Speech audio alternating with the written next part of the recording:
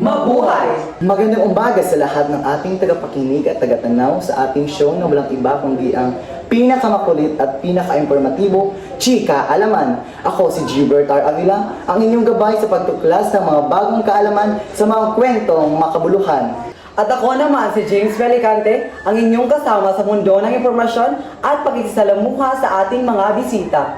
Ngayong araw, matutunghayan natin ang espesyal na palabas mula sa Sustainable Development Goals, 100 patungo sa mas maliwalas at mas maayos na kinabukasan para sa ating lahat. Isa itong malaking hamon na kailangang tugunan para sa kabutihan ng bawat isa at ng ating planeta. Ito ang pagkakataon natin na mas lalo pang pag-usapan at pagnilayan ang kahalagahan ng pagtataguyod ng kaunlaran na hindi lamang nagbibigay ng magandang bukas para sa atin, kundi pati na rin sa susunod na henerasyon. Kaya huwag na magpatupik-tupik pa, tara na at mag-isa sa ating makulay, makabuluhan at makapanabik na paglalakbay tungo sa isang mas maayos at sustainable na kinabukasan. Dito lang yan sa Chika Alaman! Ito na ang oras na makikilala natin ang ating mga minamahal na bisita na talagang bubuhay sa ating utak at puso. Handa na ba kayong makilala ang ating bagong kachika? Una sa ating listahan ay isang batang lingkod bayan na sa murang edad ay nagpapakita na ng dedikasyon sa pagtulong sa kapwa. Kilalanin si Mr. Elway Galan, ang kabataan na magsasakang sa kapwa at kalikasan. Sumunod naman ang ating pangalawang bisita na may dalang bagong pananaw at diskarte sa buhay. Please help me welcome Ms. Angel Zada ang magbibigay ng pananaw sa ating lipunan.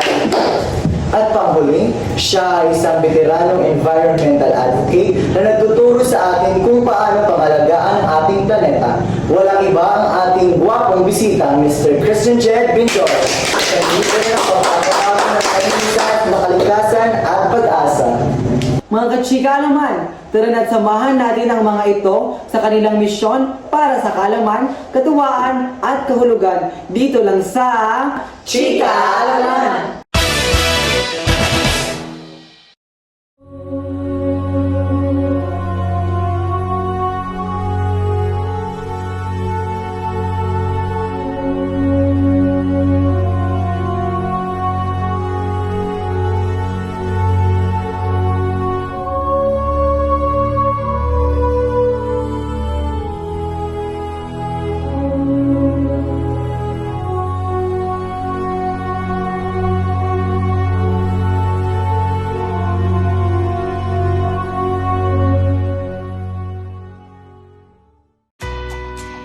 My brother's going to be a scientist and save the world. I'll be a farmer and feed it in a way that protects what we have. Ecotane, New Zealand's only proven environmental plantain that works together in 4 ways to reduce nitrogen leaching. My brother said together we can feed the world and save it. He's smart, my brother. At nagbabalik ang Chika Alaman!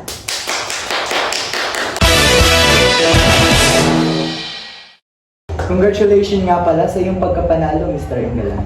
Maraming salamat sa iyong sinabi at maraming ding salamat sa inyong suporta at pagbuto. Kamusta naman ang buhay mo ngayon, Ms. Lozada? Maayos naman ako at masaya na naimbitahan dito sa Chika at Kaalaman. Ano naman ang pinagkakaabalahan mo ngayon, Mr. Bindoy? Bukod sa pagiging environmental advocate, tinalaan ko rin ang aking mga oras kasama ang aking mga pamilya. Well, since okay naman ang lahat, umpisahan na natin ang Chika Tanungan.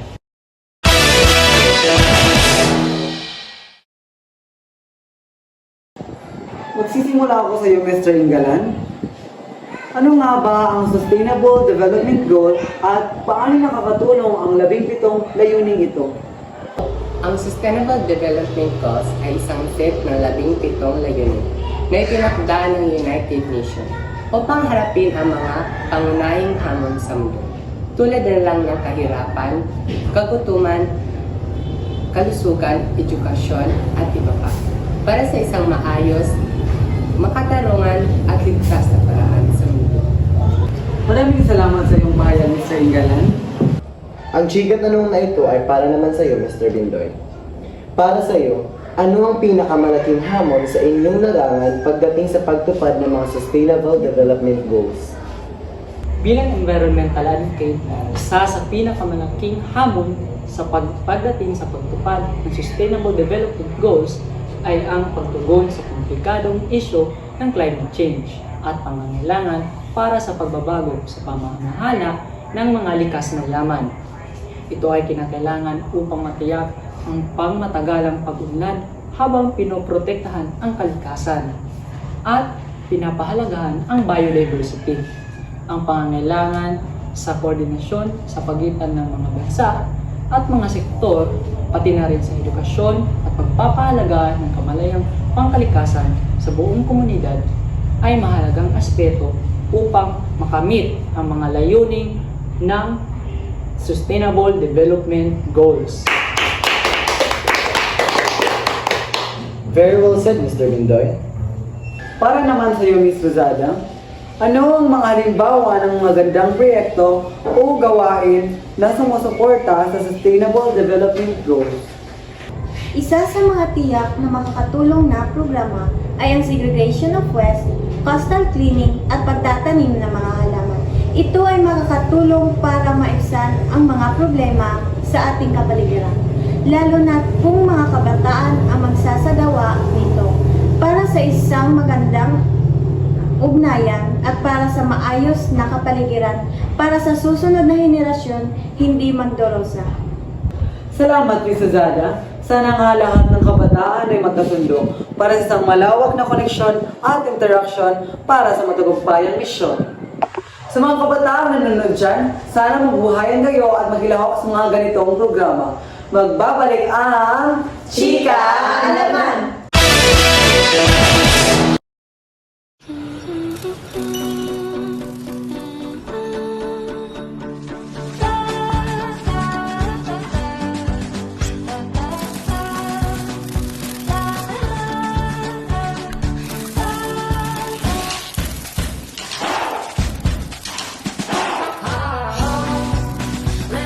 With a little help, we can make a big change. Now made from 100% recycled plastic. Wait, the lights? Alexa, turn off the lights. Even small things, like turning out a light, can help the planet.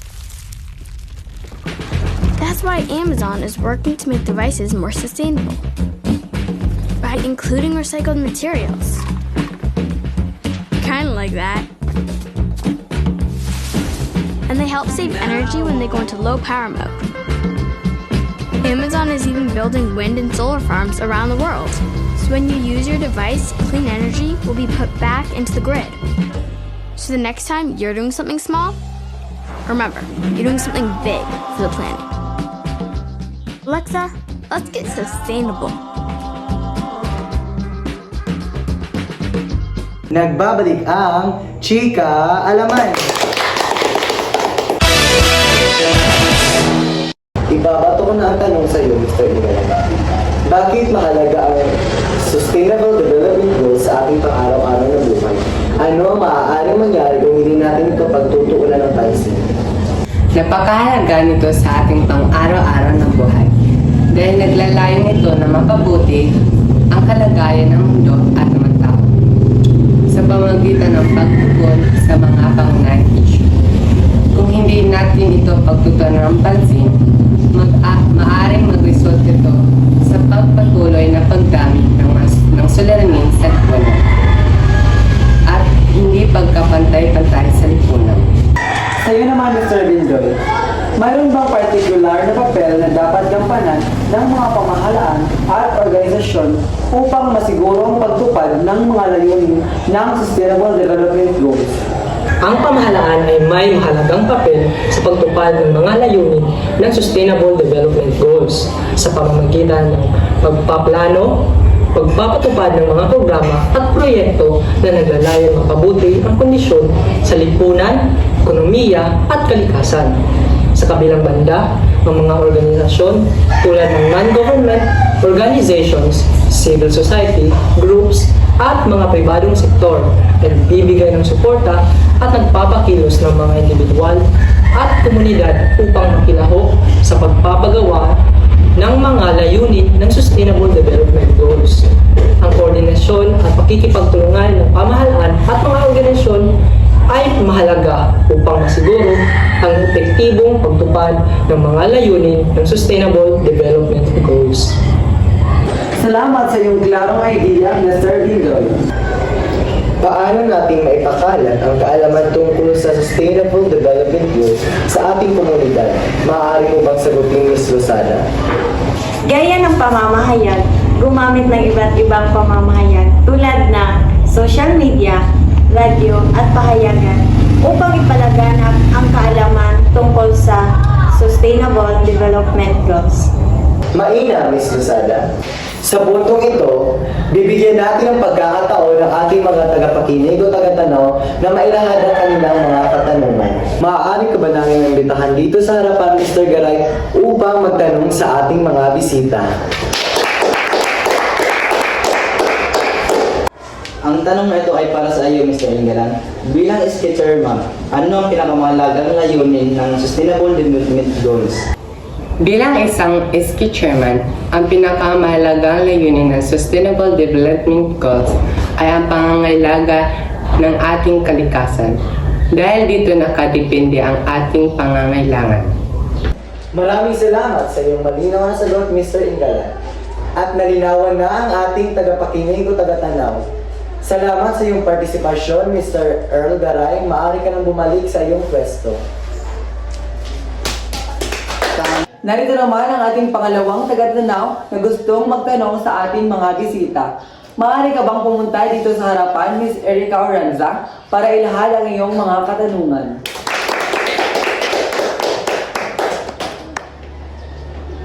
Ang katanungan na ito ay para sa inyo, Mr. Bindoy. Kung hindi ka ngayon isang environmental advocate at isang naman na tao lamang, paano ka makakatulong upang isulong ang Sustainable Development Goals? Kahit hindi ka environmental advocate, mayroon kang magagawa para makatulong sa mga Sustainable Development Goals. Maaari kang magsimula sa simpleng hakbang tulad ng pagtipid ng enerhiya sa bahay, pag-recycle ng basura, pagsuporta sa mga lokal na proyekto ng komunidad, pagtangkilik sa mga produktong gawa sa paraan ng pagbabawas ng pinsala sa kalikasan, at pagbibigay ng kaalaman sa iba tungkol sa kahalagahan ng pangangalaga sa kapaligiran. Ang mga maliliit na hakbang na ito ay maaaring makatulong sa pagtupad ng Sustainable Development Goals kahit na isa ka lamang normal na tao. Maraming salamat sa iyong malino na sagot, Mr. Bindoy. Maraming salamat din, Ms. Erica, sa iyong kooperasyon. Maaari ka na makabalik sa iyong upuan. Ngayon, patuloy nating pag-usapan ang mga bagay na nagbibigay kulay at kabuluhan sa ating lipunan at kalikasan. At inaasahan ng bawat isa na magbibigay ng kani-kanilang mga sariling perspektiba at mensahe.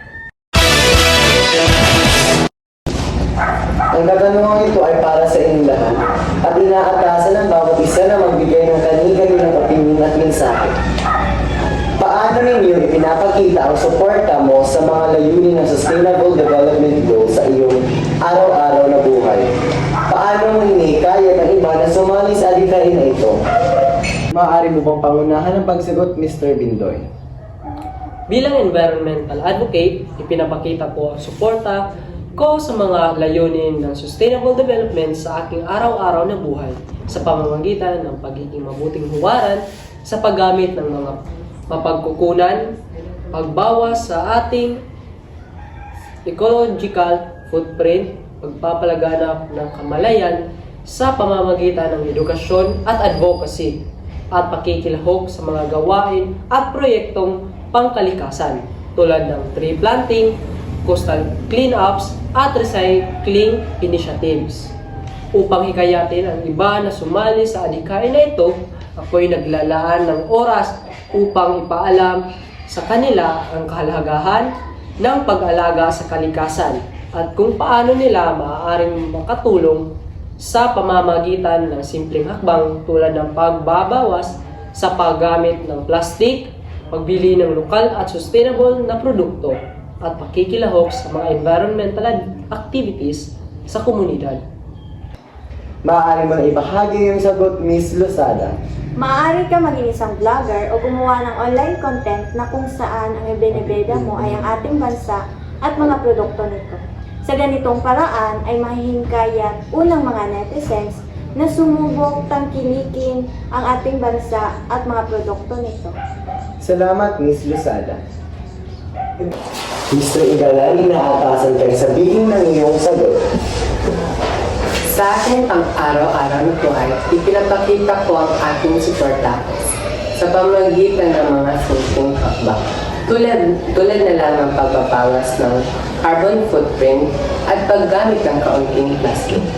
Isa na rin ang pagsuporta sa mga organisasyong programa ukol sa Sustainable Development Goals. Sa pamamagitan nito, maaaring maipayot sila dahil magbibigay ako ng impormasyong pang-edukasyon tungkol sa Sustainable Development Goals. Maraming salamat sa inyong pagdalo sa aming show. Malaking tulong ang inyong mga opinyon at naway nakapulot ng aral ang ating mga tagapakinig mula sa usaping Sustainable Development Goals.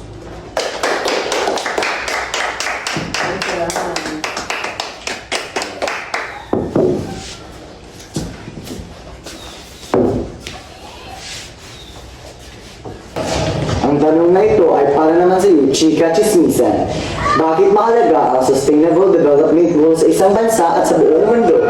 Well, napakahalaga ng Sustainable Development Goals sa isang bansa dahil meron itong napagandang layunin na alagaan at protektahan ang likas na yaman, edukasyon, pantay-pantay na pagtrato sa bawat kasarian na tao na makatutulong sa pamumuhay ng bawat tao.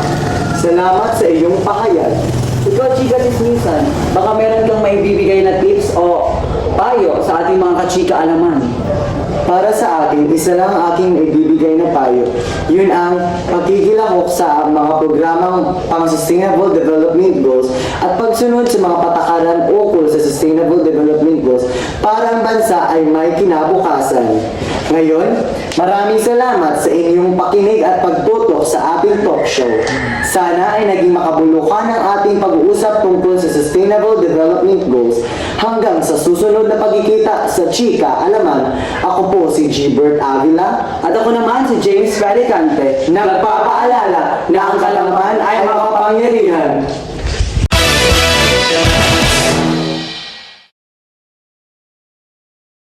Ibabato ko na sa iyo ang chika tanong na ito sa iyo. Hanggang Chika! Alam na!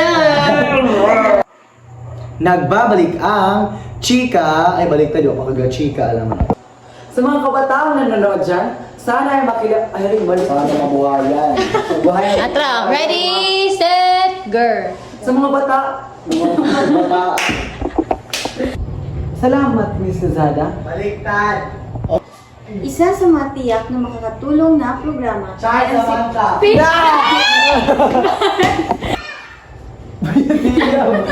Ay! Ako na lang! Baka makagat lang yung team. Ating balon. Ang stop! Uy, ako pero naman Eh, ang bounce pa Ini katagbag. Ay, no. Alaman! Lights, camera, action, go! Nagbabalik. Sige na, balik. Siyempre naman hindi ako. para sa ating napakagandang kapaligiran at Sabay sa bagaw. Wanda at GPT sa misteryo. Ang chat. at ang kaalaman tungkol sa sustain. Mainam, Miss Lozada. Kung hindi natin ito pagtutuunan ng pansin. Crucial. Para sa iyo, Ano ang pinakamalaking tito? Sabay ito. Tagad. Guys, camera action, go. Good. Hindi na sila. Bansa at sa ating kuan. Sa ating kuan. May light. Doktor. Ay, ginoo. Ang katanungan na ito Ay na, mag-isip na ako. Mas magaan. Bawat isa. Ay, amoy na magdali, amoy na magdali. Oo eh. Ay, pati na. Sige na, lay.